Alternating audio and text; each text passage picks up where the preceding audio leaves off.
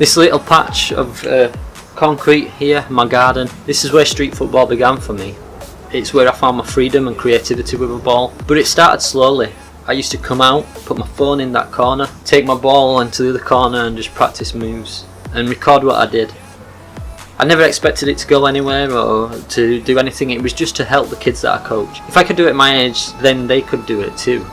Quite easily. They just needed that freedom and that inspiration to take it and go with it, and run with it.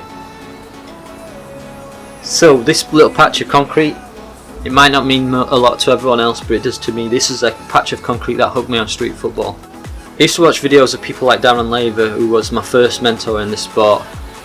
Then the likes of Edward Van Gils, Izzy Hitman, Randall. And I used to come out here and play with the ball just to try and use the skills. I used to watch tutorials from likes of Pana House, Rosario Redonja. Sorry if I pronounced the name wrong. And that's it, I just used to come out and practice 15 minutes a day.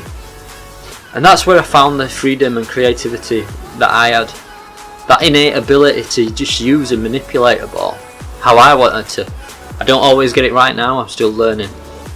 That's the gripping thing in this sport. That's the thing that grips you in street football.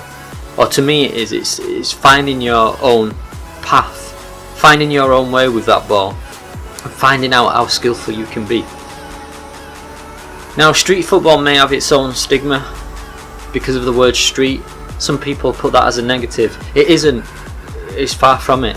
It offers players the chance to be free with the ball, to move with it, to learn how to use it. But it started somewhere, and it didn't start here in my garden. It started in Holland, in Amsterdam.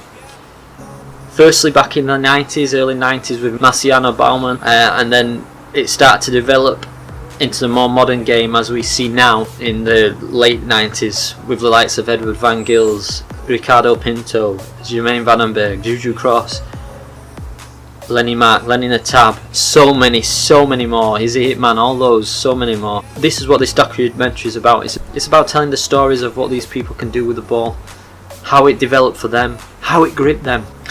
This is a community in its own self, and it grew something that's becoming probably one of the fastest growing sports around the world.